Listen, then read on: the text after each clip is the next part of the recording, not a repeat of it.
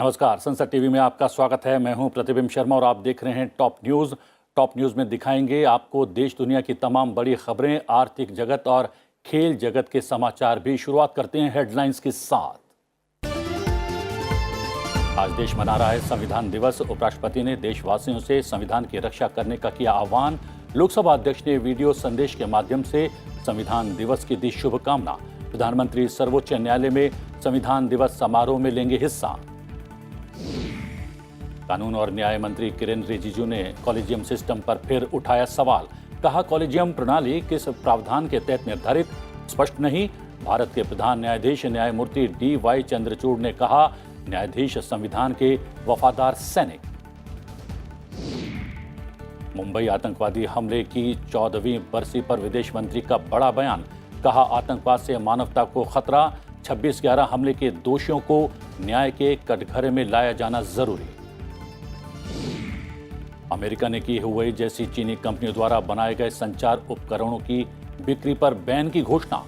राष्ट्रीय सुरक्षा के जोखिम का हवाला देते हुए चीनी प्रणालियों के उपयोग के प्रतिबंध की घोषणा। केंद्र सरकार ने बकाया GST क्षतिपूर्ति के रूप में राज्यों को 17,000 करोड़ रुपए किए जारी। चालू वित्त वर्ष में अब तक राज्यों केंद्र शासित प्रदेशों को 1,15,662 करोड़ रुपए हो चुके हैं जारी। और अब खबरें विस्तार से।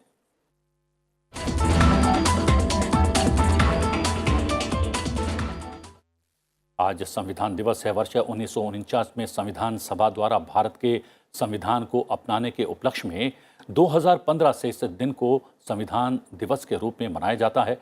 इस अवसर पर प्रधानमंत्री नरेंद्र मोदी आज सुबह तकरीबन 10 बजे सर्वोच्च न्यायालय में संविधान दिवस समारोह में हिस्सा लेंगे। इस कार्यक्रम के दौरान प्रधानमंत्री ई-कोर्ट परियोजना के तहत कई नई पहल का शुभारंभ करेंगे।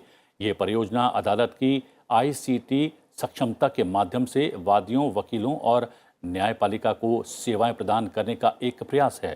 प्रधानमंत्री द्वारा शुरू किए जाने वाली पहल में virtual justice clock, just IS mobile app 2.0, digital court और S3 WAAS वेबसाइट शामिल है।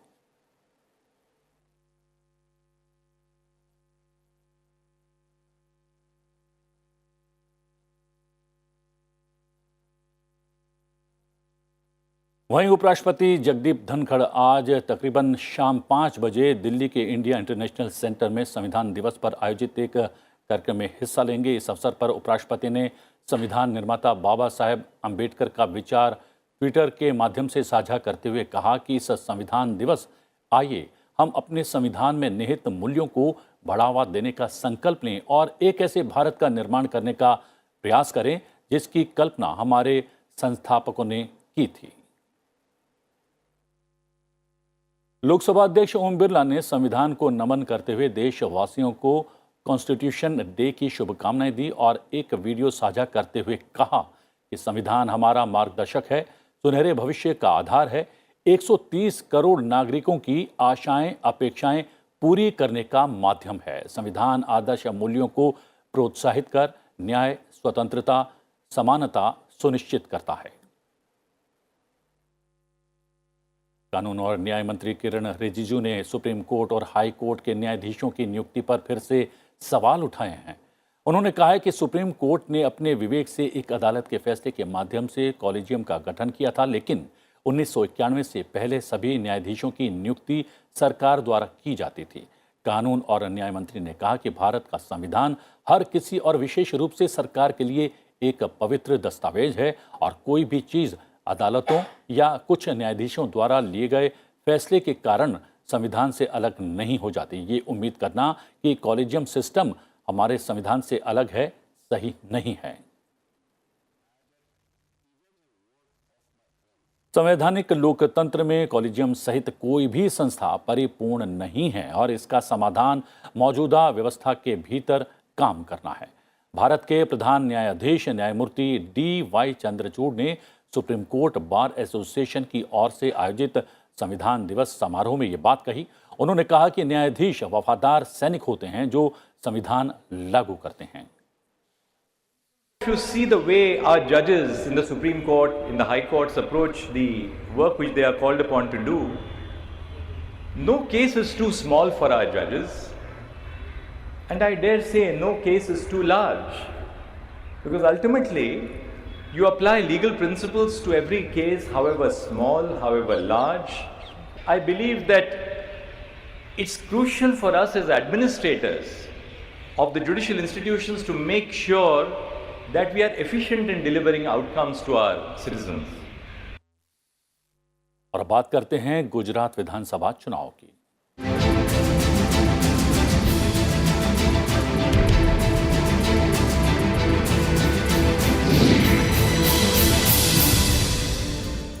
गुजरात विधानसभा चुनाव को लेकर भाजपा आज अपना संकल्प पत्र जारी करने जा रही है।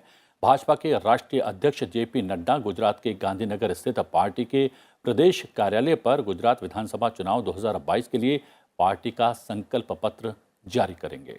इस दौरान गुजरात भाजपा के प्रदेश अध्यक्ष CR पाटिल के साथ साथ पार्टी के अन्य दिग्गज नेता भी वहां मौजूद रहेंगे।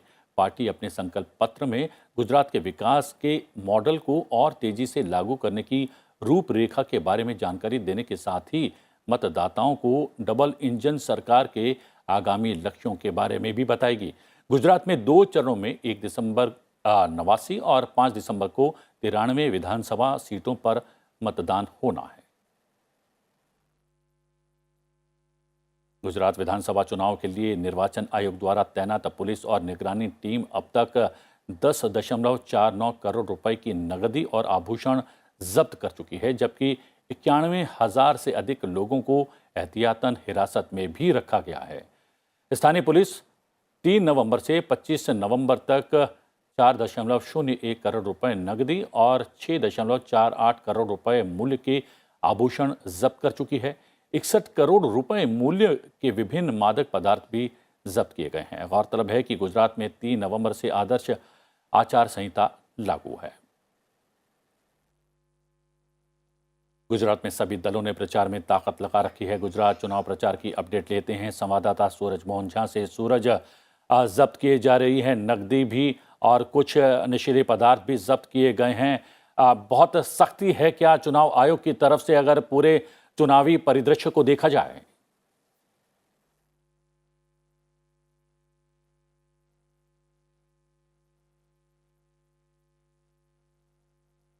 बिल्कुल प्रतिबिंब, हमने तकरीबन 1000 किलोमीटर से ज़्यादा की यात्रा संसद टीवी ने इस चुनाव में किया है और हमने देखा है हर किलोमीटर पर या चौराहे पे, कट पे या महत्वपूर्ण जो जगह है वहाँ पर निर्वाचन आयोग ने सुरक्षाकर्मी साथ में कैमरामैन के साथ टीम तैनात कर रखी है। हर गाड़ी जो संदिग्ध होने लगती है उसे रोक के उसकी जांच की जा रही है और वीडियोग्राफी भी उसकी कराई जा रही है ताकि कल जाके कोई कंट्रोवर्सी ना हो। तो एक अच्छा खासा इंतजाम हम यहाँ पे देख रहे हैं। शहरों में और ग्रामीण इलाकों में वोटरों को जागरूक करने के लिए भी अभियान चलाए जा रहे हैं।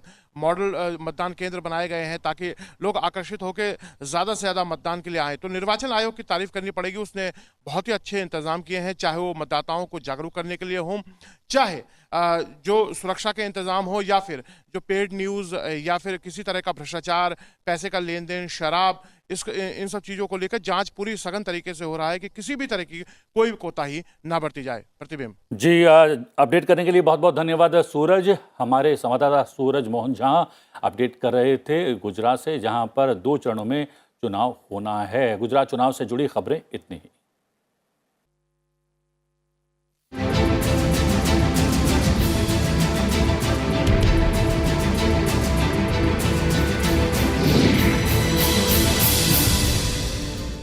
शुरू करते हैं कुछ अन्य महत्वपूर्ण खबरों का। भारतीय अंतरिक्ष अनुसंधान संगठन इसरो आज सुबह 11:46 पर सतीश धवन अंतरिक्ष केंद्र श्री हरिकोटा से ओशन सेट 3 और 8 नैनो उपग्रहों को लॉन्च करने वाला है। इन उपग्रहों को PSLV C54 या EOS 06 मिशन के हिस्से के रूप में लॉन्च किया जा रहा है। मिशन का प्राथमिक पेलोड ओशन सेट सीरीज के 3rd generation satellite ocean set 3 है। ओशन सेट सीरीज की सैटेलाइट अर्थ ऑब्जर्वेशन सैटेलाइट हैं जो कि समुद्र विज्ञान और वायुमंडलीय अध्ययन के लिए समर्पित हैं। इसके अलावा ये सैटेलाइट समुद्री मौसम का पूर्वानुमान करने में सक्षम है, जिससे देश किसी भी चक्रवात के लिए पहले से तैयार रह सकता है। मुंबई आतंकी हमले की 14वीं बरसी पर लोकसभा अध्यक्ष ओम बिरला ने प्राण गंवाने वाले नागरिकों और आमजन की रक्षा करते सर्वोच्च बलिदान देने वाले अमर शहीदों को नमन किया है। अपने ट्वीट संदेश में लोकसभा अध्यक्ष ने कहा, भारत सदैव वैश्विक शांति और सामाजिक सद्भावना का अग्रदूत रहा है, लेकिन हम आतंकवाद को उसके सभी रूपों में समाप्त करने के लिए भी दृढ़ संकल्पित हैं। विदेश मंत्री डॉक्टर एस जयशंकर ने कहा है कि आतंकवाद से मानवता को खतरा है। आज 26/11 पीड़ितों को याद करने में दुनिया भारत के साथ है। जिन लोगों ने इस हमले की योजना बनाई और निगरानी की, उन्हें न्याय के कटघरे में लाया जाना जरूरी है। जम्मू कश्मीर विधानसभा चुनाव की तैयारियों के मद्देनजर अंतिम वोटर लिस्ट शुक्रवार को प्रकाशित कर दी गई है। इसमें 7.72 लाख मतदाताओं के नाम जोड़े गए हैं। जम्मू कश्मीर के संयुक्त मुख्य निर्वाचन अधिकारी अनिल सलगोत्रा ने कहा कि अंतिम मतदाता सूची में 83,59,771 मतदाता हैं, जिनमें 42,91,687 पुरुष, 40,67,900 महिलाएं और थर्ड जेंडर के 184 नागरिक शामिल हैं। अंतिम मतदाता सूची में 7,72,872 मतदाताओं का इजाफा भी हुआ है, यानी कि मसौदा सूची पर पंजीकृत मतदाताओं की शुद्ध वृद्धि 10.19% है। सलगोत्रा ने बताया कि जम्मू कश्मीर के इतिहास में ऐसा पहली बार हुआ है कि विशेष पुनरीक्षण अभियान के दौरान मतदाता सूची में नाम शामिल करने के लिए 11 लाख से अधिक आवेदन प्राप्त हुए हैं। मतदाता सूची के प्रकाशन के साथ ही केंद्र शासित प्रदेश में विधानसभा चुनाव कराने का मार्ग भी प्रशस्त हो गया है।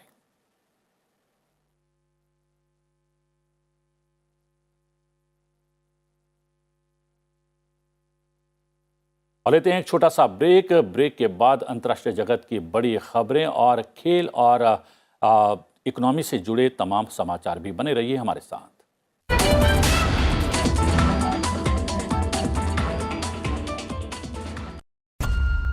India has just been elected as the new chair of the Global Partnership on Artificial Intelligence, or GPAI. Artificial intelligence is basically being the ability of a machine or a computer to do tasks that we typically associate with human intelligence. Digital transformation projects that we have implemented in India, which are commonly known as India Stack. So India is regarded as a country which has a lot of strength in implementing technology projects.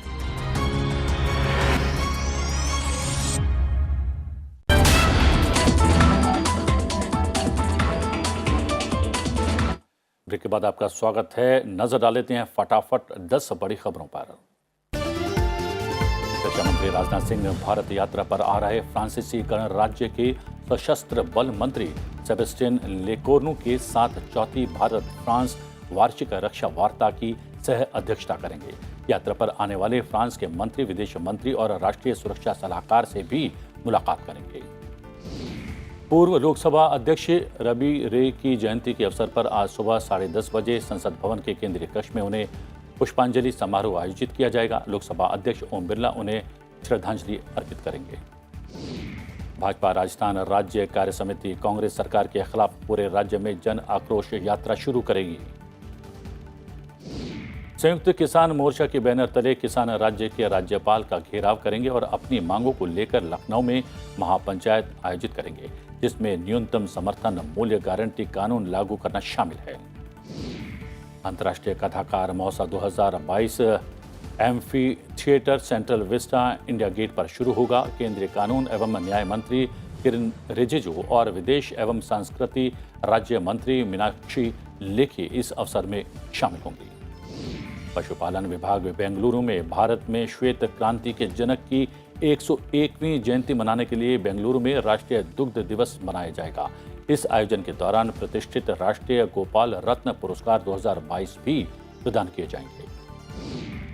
केंद्रीय कार्मिक राज्य मंत्री जितेंद्र सिंह श्री माता वैष्णो देवी विश्वविद्यालय कटरा जम्मू में 2 दिवसीय राष्ट्रीय e governance सम्मेलन का उद्घाटन करेंगे। साथ ही जितेंद्र सिंह सभी प्रतिभागियों के साथ संविधान की प्रस्तावना का वाचन भी करेंगे। रेल संचार और इलेक्ट्रॉनिक एवं सूचना प्रौद्योगिकी मंत्री अश्विनी वैष्णव आज ओडिशा दौरे पर रहेंगे। वो इस दौरान भुवनेश्वर में ओडिशा निर्माण कॉन्क्लेव 22 में हिस्सा लेंगे। भुवनेश्वर के चंद्रशेखरपुर इलाके में रेल सदन में ईस्ट कोस्ट रेलवे के अधिकारियों के साथ बैठक भी करेंगे। इस दौरान मंत्री ओडिशा में चल रही परियोजनाओं और भारतीय रेलवे के अन्य विकास कार्यों पर चर्चा और समीक्षा करेंगे। मध्य प्रदेश में कांग्रेस को झटका देते हुए पार्टी के प्रदेश मीडिया विभाग के उपाध्यक्ष और पूर्व मुख्यमंत्री कमलनाथ के करीबी नरेंद्र सलूजा सत्तारूढ़ बीजेपी में शामिल हो गए हैं। तेलंगाना के सनत नगर से 4 बार के कांग्रेस विधायक एम शशिधर रेड्डी बीजेपी में शामिल हो गए हैं। केंद्रीय मंत्री जी किशन रेड्डी और सर्बानंद सोनेवाल की उपस्थिति में उन्हें बीजेपी का दामन थमवाया गया। और अब नजर अंतर्राष्ट्रीय खबरों पर।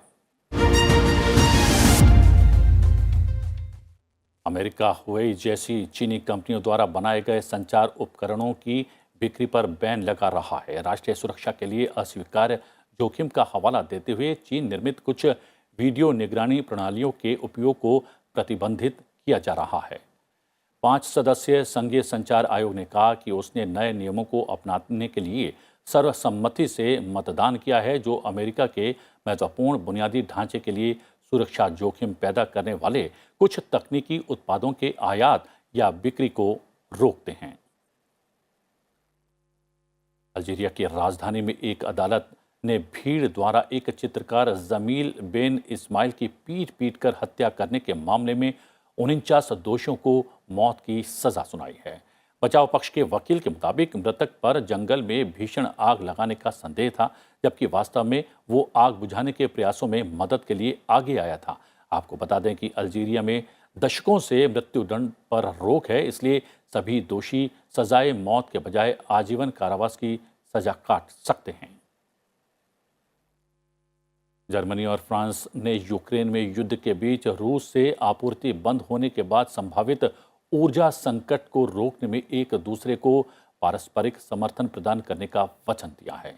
शुक्रवार को जर्मनी चांसलर ओलेफ स्कोल्स और फ्रांसीसी प्रधानमंत्री एलिजाबेथ बोन के बीच एक संयुक्त समझौते पत्र पर हस्ताक्षर हुआ। इस समझौते के तहत जर्मनी फ्रांस को बिजली प्रदान करेगा, जबकि बदले में बहुत आवश्यक प्राकृतिक गैस प्राप्त करेगा। ब्राजील से 2 स्कूलों में गोलीबारी की घटना सामने आई है। स्कूलों में हुई गोलीबारी में 3 लोगों की मौत हो गई है। खबरों के मुताबिक अधिकारियों ने कहा है कि बुलेट प्रूफ जैकेट पहने एक शूटर ने दक्षिण पूर्वी ब्राजील में 2 स्कूलों में घुसकर 2 शिक्षकों और 1 छात्र की गोली मारकर हत्या कर दी और 11 अन्य को घायल कर दिया। पुलिस ने तलाशी के बाद संदिग्ध शूटर को गिरफ्तार कर लिया। इंडोनेशिया के पश्चिमी जावा प्रांत के सिंगाजुर में आए भूकंप के मरने वालों की संख्या लगातार बढ़ती जा रही है। खबरों के मुताबिक इंडोनेशिया के जावा में भूकंप से मरने वालों की संख्या बढ़कर अब 310 हो गई है, जबकि 24 लोग अभी भी लापता बताए जा रहे हैं। सबसे ज्यादा तबाही सिंगाजुर कब्जे में हुई है। भूकंप में 56,320 घर क्षतिग्रस्त हुए हैं, जिनमें 31 स्कूल, 124 पूजा स्थल और 3 स्वास्थ्य सुविधा क्षेत्र शामिल हैं। नासा के ओरियन कैप्सूल ने चंद्रमा के चारों ओर दसियों हजार मील की दूरी तक फैली एक कक्षा में प्रवेश कर लिया है। ये ओरियन अपनी परीक्षण उड़ान के आधे रास्ते के करीब पहुंच चुका है। अंतरिक्ष यात्रियों के लिए मार्ग प्रशस्त करने के लिए $4 बिलियन डेमो पर लॉन्च करने के 1 हफ्ते से अधिक समय बाद कैप्सूल और इसके 3 परीक्षण डमी चंद्र कक्षा में प्रवेश कर गए हैं। ये करीब 1 हफ्ते तक इस व्यापक लेकिन स्थिर कक्षा में रहेगा। घर जाने से पहले सिर्फ आधा चक्कर पूरा कर पाएगा। चीन में लगातार दूसरे दिन 31,000 से ज्यादा कोरोना संक्रमण के नए मामले दर्ज किए गए हैं। पिछले 24 घंटे में देश भर के भीतर 32,695 नए स्थानीय मामले दर्ज किए गए हैं, जो कि एक नया रिकॉर्ड है। इनमें 3,041 मामलों में रोग के लक्षण थे, जबकि 29,654 मामलों में कोई लक्षण नहीं पाए गए। अप्रैल में निर्धारित आंकड़ों को पीछे छोड़ते हुए ये एक नया दैनिक रिकॉर्ड बन गया है। चीन ने दैनिक कोविड-19 मामलों की सबसे अधिक संख्या 31,454 दर्ज की थी, जबकि नवीनतम संख्या ने 13 अप्रैल के 29,317 नए मामलों के रिकॉर्ड को तोड़ दिया है। अंतर्राष्ट्रीय खबरों के बाद नजर डालते हैं आर्थिक जगत की बड़ी खबरों पर।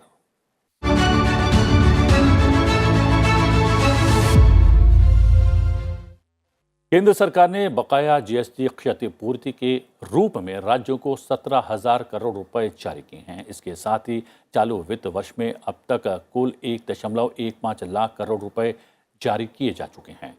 वित्त मंत्रालय के मुताबिक केंद्र सरकार ने अप्रैल से जून 2022 के लिए बकाया जीएसटी क्षतिपूर्ति के रूप में 24 नवंबर 2022 को राज्यों केंद्र शासित प्रदेशों को 17,000 करोड़ रुपए की राशि जारी की। इस राशि को मिलाकर चालू वित्त वर्ष में अब तक राज्यों केंद्र शासित प्रदेशों को 1,15,662 करोड़ रुपए जारी किए जा चुके हैं। मंत्रालय ने कहा कि अक्टूबर 2022 तक कुल उपकर संग्रह सिर्फ 72,147 करोड़ रुपए है और बाकी 43,515 करोड़ रुपए केंद्र द्वारा अपने संसाधनों से जारी किए जा रहे हैं। देश में 1 जुलाई 2017 से वस्तु एवं सेवा कर यानी जीएसटी लागू किया गया था। जीएसटी लागू होने से राज्यों को किसी भी राजस्व के नुकसान के लिए 5 साल तक क्षतिपूर्ति देने का भरोसा दिया गया था। राज्यों को क्षतिपूर्ति देने कुछ वस्तुओं पर उपकर लगाया जाता है और उपकर की राशि को क्षतिपूर्ति निधि में जमा किया जाता है। प्राकृतिक गैस अवसंरचना के विकास में तेजी लाने और देश में प्राकृतिक गैस बाजार के विकास को त्वरित करने के लिए पेट्रोलियम एवं प्राकृतिक गैस विनियामक बोर्ड ने अपने 3 विनियमनों प्राकृतिक गैस पाइपलाइन, टैरिफ प्राधिकरण और क्षमता विनियमन को संशोधित किया है। ये संशोधन एकीकृत टैरिफ विनियमों के कार्यान्वयन के लिए आरंभिक प्रयासों के रूप में कार्य करेंगे, जो 1 अप्रैल 2023 से प्रभावी होंगे। एकीकृत टैरिफ के कार्यान्वयन के लिए निपटान मुद्दों पर ध्यान देने के लिए उद्योग समिति का गठन किया गया है। इसके अतिरिक्त केंद्र सरकार ने बिना पूर्वानुमति के तटीय विनियमन क्षेत्रों यानी CRZ में तेल और प्राकृतिक गैस के लिए एक्सप्लोरेटरी ड्रिलिंग की अनुमति देने के विरुद्ध भी निर्णय लिया है। और अब बात करते हैं खेल जगत की बड़ी खबरों की।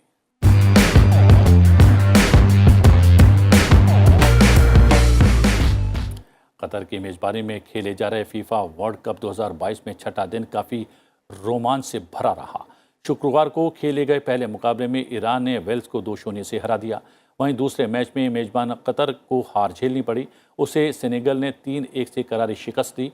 मेजबान कतर की ये लगातार दूसरी हार है। इसके अलावा ईरान ने वेल्स को 2-0 से शिकस्त देकर जीत हासिल की। बुलेटिन में फिलहाल इतना ही। जाते जाते आपको छोड़े जाते हैं 26 नवंबर यानी कि आज के दिन से जुड़े इतिहास के साथ। मुझे दीजिए आज्ञा, लेकिन देखते रहिए संसद टीवी। नमस्कार। 26 नवंबर साल 2015 से भारत में संविधान दिवस मनाने की शुरुआत हुई। आज ही के दिन साल 1949 में भारत गणराज्य का संविधान बनकर तैयार हुआ। भारतीय संविधान विश्व का सबसे लंबा लिखित संविधान है। संविधान सभा के प्रारूप समिति के अध्यक्ष डॉक्टर भीमराव अंबेडकर के 125वें जयंती वर्ष के रूप में पहली बार भारत सरकार द्वारा संविधान दिवस संपूर्ण भारत में मनाया गया। इससे पहले इसे राष्ट्रीय कानून दिवस के रूप में मनाया जाता था। संविधान सभा ने भारत के संविधान को 2 वर्ष 11 माह 18 दिन में पूरा कर इसे राष्ट्र को समर्पित किया। देश के संविधान के बारे में नागरिकों के बीच जागरूकता फैलाने और संवैधानिक मूल्यों का प्रचार करने के लिए संविधान दिवस मनाने का फैसला किया गया। 26 नवंबर साल 2008 को आतंकवादियों द्वारा मुंबई पर सबसे बड़ा आतंकी हमला हुआ। इस हमले को 26/11 का नाम दिया गया। इस हमले ने पूरी दुनिया को हिलाकर रख दिया।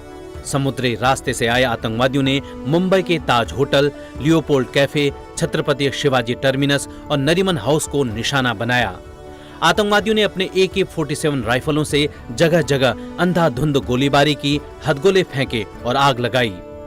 लगातार 60 घंटे तक चले इस हमलों को पूरी दुनिया ने टेलीविजन पर देखा। इन हमलों में लगभग 170 लोग मारे गए थे, जिनमें कई विदेशी नागरिक और सुरक्षाकर्मी थे।